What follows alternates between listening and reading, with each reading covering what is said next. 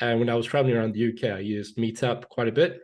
And that made, that allowed me to meet a lot of unique people just, in town. So literally, for example, when I moved from Edinburgh to Bristol, it was literally on a conversation because my, Airbnb was ending in 3 days. And I was like, I don't know where I want to go next. And someone's like, you should try Bristol.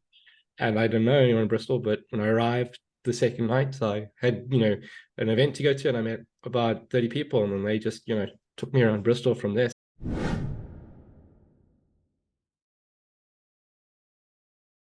Yeah, welcome to a new episode of the Tec-One Stories. It's episode number 7 already, and I have a very interesting guest today. It's Darren Hinde. I speak it like a German name. I think maybe it comes from that. You're from South Africa, now living in the UK. And yeah, you have already a longer story as a solopreneur and a freelancer, I would say. But maybe introduce yourself and tell us your story. What are you doing as a freelancer and solopreneur, Darren? Yeah. Thanks for having me, Werner. So I'm Darren Hinde. So I work mainly as a data engineering consultant and AI. So I mainly specialize with people offshore at the moment, so I can work from anywhere. I've only started this for the last year and 10 months, and I've been absolutely enjoying it. So when I first moved to the UK, I landed, and within 2 days I registered my first company, and I was pretty much a digital nomad for about 7 months. I traveled all around the UK while working remote. Got to experience a lot of the UK for that. Very grateful for that experience. Also, also decided where I could stay in the UK. So, very, very fortunate, and ended up in Manchester, and I just love the city. It's really beautiful people, beautiful place. So highly recommend people coming here if they have not been to Manchester before. Yeah. How can you deal with the slang or with the accent? So you have two strange accents in English, right? Coming together, the South African and the Manchester accent. I'm sorry for that, but yeah. So I think the UK in general just has, every area has its unique accent, and it's. I think that was the most interesting thing first coming through was everyone, even if they're 10 kilometers apart, they have a slightly different accent. But Manchester accent's not too bad. I would say Newcastle and Liverpool's very hard to understand sometimes. And then Edinburgh, when I first got there, like the Scottish accent is, it's challenging, especially when you meet a proper Scottish person. You hear them talking, but you don't know what they're saying. And so, I think for me, when you start to realize they don't pronounce the A's as A's and they pronounce it more like O's, then you start to understand them a bit better. Yeah. So, but it's been nice. It's, traveling, meeting new people, experiencing different cultures and thinkings. Yeah, it's been great. Yeah, that is what we experience as digital nomads. We learn about different English accents, not only in English-speaking countries, but all over the world, right? But this is nice. Now we can communicate. But there's one other issue for digital nomads. It's the internet connection. I have talked with a lot of digital nomads in the last episodes and before. In some countries, in some places, it's still a topic. How is it in the UK? How did you do it? Do you have your own Starlink connection or not yet? No, it's funny you mentioned stuff. No, when I first moved to the UK, I went on, I try to get different data packages. And, it's very interesting in the UK, there is some areas you don't get proper signal. So like in Wales, I was on a Vodafone and I really struggled in certain areas. So then you have to, find coffee shops or, wow. You even did that? Yeah. Wow. Yeah, or you find co-working spaces or things like that have internet. Also Airbnbs. So when you're traveling, because like I said, I didn't really have a house. So literally it was just Airbnb, for every 3 weeks, I was at a different Airbnb. And, that's when you start realizing, okay, well, it's food, it's cost, there's work, all of that. And finding a desk in an Airbnb is a lot more challenging than you would realize, especially if you need to work from it. Some people say they have a desk, which is a coffee table, which isn't the same thing. So yeah, it was a challenging experience. But in terms of data-wise, I think you need to find, if you are traveling, I would recommend eSIMs. eSIMs is the best thing I found recently. I don't know if you've ever used an eSIM for data packages. No. Let us know. You can send it to us, and then we can also link that in the comments of this episode, and that would be interesting, I think, for many people of the audience and of the listeners. So yeah, please share this to us. Yeah, so eSIMs is the easiest. You don't need to put, a SIM card in. It works with most new phones. And not even that new, but you buy a package. It's like you can get different deals. I've used that when I went to the US. I use that when I go back to Africa. So I just found that very useful. In the UK, I also changed a few eSIMs, just get some decent, package covers if I was struggling. Yeah, and you can buy for 7 days, 30 days, 3 months, whatever it is. So yeah. Those are my suggestions for that part. Yeah. No, we will definitely share that in the description of this episode. And this is one of the topics, internet connection. And then the other topics, Airbnb and living for digital nomads. In the last episode last week, we had a very interesting guest who is working on this with a new startup. It's in between Airbnb for a couple of days or weeks and the normal real estate living. It's Orcapass. So who missed that episode, you still can see it on my podcast channel on YouTube. So living is also one topic, and also the topic of co-working spaces. A lot of people love it when they are digital nomads who work from time to time in a co-working space, because you meet people there. Because sometimes, maybe you can also let us know your story. I think it feels a little bit lonely as a digital nomad. How do you think, or how do you feel it, Darren? Yeah, I think so. I've worked remote for like 7 years now. So, all my connections are online.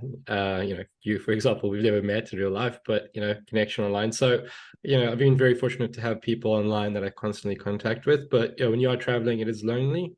I do find co-working spaces aren't as engaging as what you would hope them to be, because people are there to do work. And that's just how it is. And some people don't always want to socialize with unknown people afterwards. So the idea is there, but it's a lot harder to do. So my experience for socializing, I did a lot on Meetup. So the Meetup app. So there's a lot of free groups you can join for that. That's, from tech conferences to just normal like socialing. And when I was traveling around the UK, I used Meetup quite a bit. And that made, that allowed me to meet a lot of unique people just, in town. So literally, for example, when I moved from Edinburgh to Bristol, it was literally on a conversation because my, Airbnb was ending in 3 days. And I was like, I don't know where I want to go next. And someone's like, you should try Bristol. And I don't know anyone in Bristol, but when I arrived the second night, I had, an event to go to, and I met about 30 people, and then they just, took me around Bristol from there. So I think, Meetup's a great thing. Some people said, you can try Bumble BFF. I've tried that. It's not really that great. Also very interesting. We also should share that. Yeah, I wouldn't suggest the Bumble BFF. Okay, then we don't share it. Yeah, a friend told me to try it. He said he had luck, and so I gave it. But I met 1 or 2 nice people, but it's just, I know it's a bit awkward. I don't know. It's just, it's you trying to make friends on, but on a dating app, it's just, it's not a great idea. So stick to Meetup. It would be my recommendation. Look for conferences or, just normal events. That would be your best idea. That's what I recommend with meeting people. There's definitely Meetup and other open events that you can find on the web. So you have a lot of experience as a digital nomad. What was your most interesting or most interesting person or most interesting meeting you ever had, or maybe also a strange meeting? I don't know, strange person. What is your story about this? I think my strangest one, because it was so. Well, I wouldn't really say it's a strange me. I think it was just strange for me, was the first BFF meeting I met. So I met 2 guys in Edinburgh, very good in IT, but it was a bit awkward because I wasn't really used to the way some services work, like how you buy drinks and where you put it. And, drinks were spilt all over the table over other people. So it was a bit chaotic. So that was a very abrupt little meeting. So I would say it was weird in that point. But other than that, let me just say. But the people would remember you forever, right? So are you still in connection with them? Yeah, I think I'm gonna remember them and they're gonna remember me, because it was a very odd evening for all of us. Because there's a small table and someone just spilled 1 beer and it went on everyone's laps. And it was middle of Feb, so it was super cold. So yeah. But yeah, I'm just trying to think. What was the most weirdest meeting I had?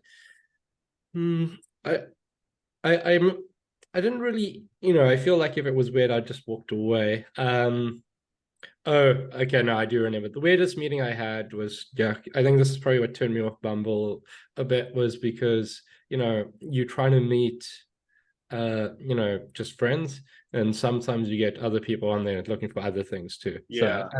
I think that was my weirdest one. But other than that, I know I generally like people, and I can kind of tell when people don't gel and cut it short. So I wouldn't say that I didn't have any particular weird ones other than the spilling beer on everyone's lap. And mine, I think in the middle of winter. I think that would be the weirdest one if I had to pick one. Yeah, yeah, Yeah. yeah. But this is a good way of meeting new people, having friends, and get introduced to other people. And this is what I like so much on LinkedIn. Also, that I mean, of course, I want to go to in-person meetups still, but on LinkedIn it's a little bit similar, right? You have a connection, and then based on the connection, you get a new connection. And I think this is how, yeah, how community and how growing your network works, right? You have friends, you have connections, and then you get new connections. Yeah. Yeah, I agree. But Yeah. you have to do it online and offline. And this is also when I'm working a lot of time online, then I'm always excited again if I have an in-person meeting. And yeah, from time to time, I also love to do projects in person and not only online. What about you? You're doing projects only online, or are you doing also some in person? I think you have been in LA in the last weeks and met your client in person. So I think it's good to have it from time to time, isn't it? Yeah, it's good to meet in person. But you're talking about projects in general. And one thing I've struggled with, and I think that's why I kind of lean more to online, is sometimes you have a good idea and you want to work on it, but to find people in your area is quite tough. And it's easier to find someone online because Yeah, true. the problem is it's time. Like you probably could find someone in your area and it probably would work better, but you have to invest time. So, like I've been on Y Combinator, for example, doing a lot of interviews for co-founders and things like that. Yeah. And, it's very exciting when you meet someone for the first time. And then when you try to get the ball rolling, actually do work, it's a lot harder. And I think, that's just kind of where my mindset is, like this, do that, and show results. And it's a bit harder. So I think online is better to find someone, but if you can find someone in real life, it's preferable, because having coffee and experiencing people's body language and actually communicating effectively, because body language is what they say 60% of communication. So if you can't even see a person's body language, then you don't actually know what they're talking about. Yeah.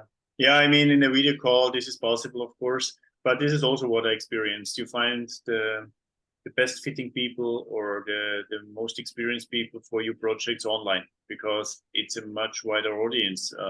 You have particularly also on LinkedIn. Yeah. And this is why I like also to work internationally because you find the best minds on an international basis easier than in your own country or in your own city. Yeah, and Yeah. it's also easier to find someone with the right experience level. I think that's the big Yeah. thing. Yeah. That's the point. What about AI? I mean, you're an expert in AI. How would that help us in working as digital nomads and freelancers? So I think the AI, field's changing quite rapidly. So, when people say expert, it's, for me, it's like, which part in AI are you an expert in? So, In which part you're an expert in AI? yeah, Let us know. I would say, in terms of AI, I'm more the engineering parts. I build the frameworks around it and, ingest the model to testing. But, there's a lot, you can go more scientific into it, like how you, doing your weights in AI, how you training it, what data, formats are you using? So there's a lot of different parts of AI, and I think you start to realize that. At the moment, I'm kind of investing a lot of my time into the large language model space, but I'm working more with again, pipeline sort of thing to build systems that talk to each other, because that's where my interest lies. I don't want to fiddle building just the model itself. I do, because you can do retraining of models, which is the most interesting part. So, for example, you can get like the Mistral 7A, I think it's 7B now, sorry, 7B model, and that's a very good one. And then you can actually train it on your own data set, so it's a bit more aligned with yours, and then run it through your pipeline. But if you don't have the infrastructure around it, then you can't use it effectively. And how do you actually, you know, for example, you know, format the data going in so you get the desired response back? So people talk about prompting, but you know, that's one stage of it. But you can prompt one thing, say something in a certain tone, and the model might interpret it differently. So how do you handle that? You know, that's kind of like a lot where my focus is. It's like, well, okay, well, we enter, say, I want to know what the best jewelry, you know, or watches, let's put it that way. But I'm not giving context of what type of watch, because depending if what kind of watch person are, you could be looking for an exclusive high-end watch, or you just want something that's cheap and looks good. You know, it all depends on the person.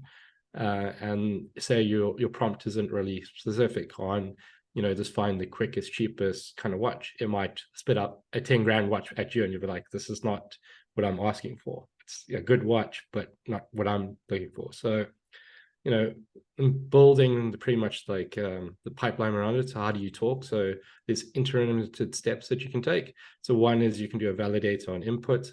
So I realize I am talking a bit fast now, but this is kind of where my passion is. No, but this is your Uh, expertise, and it's a lot for a short podcast. But if the people in the audience want to know more, they can reach out to you on LinkedIn or also on other channels.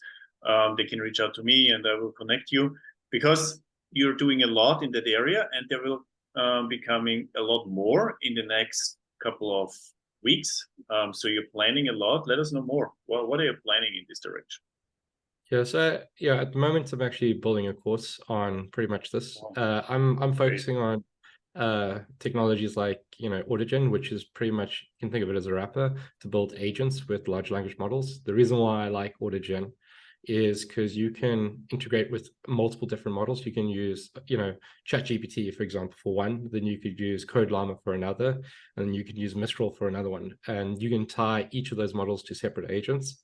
And the reason why that is useful is what I was discussing before, was how do you build a pipeline or a framework that, you know, uses all of this? Because, you know, you don't just want an AI for the sake of AI. You want it to do something, and you want it to communicate and do a task.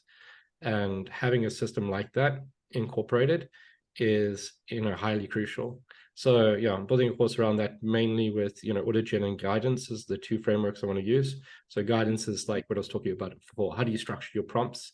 You know, how do you make sure that when something comes in, it's guided into a certain way and you get formats back out in a certain requirement? So yeah, working on that, quite complex, but I'm hoping, you know, to, you know, take it from beginner to, you know, intermediate. Still structuring the course, talking to a lot of people, but hopefully by the end of this year it'll be out. So, you know, just keep a watch out for that. Yeah. Is So it that's what possible to pre-register for this course already if somebody's interested? So it's a very practical course, right, for beginners and intermediates. yeah. So Is it possible to pre-register if somebody's interested from the people who watch this video? yes. So in about 2 weeks it should be available for Great, pre-register. great. Right before Christmas, so it could be a Christmas gift for you and for the subscribers too. Yes, it'll be Great. registered with, you know, while we're still on the startup stage. But yeah, you know, if you are interested, please reach out to me, and yeah, I look forward to, you know, meeting you.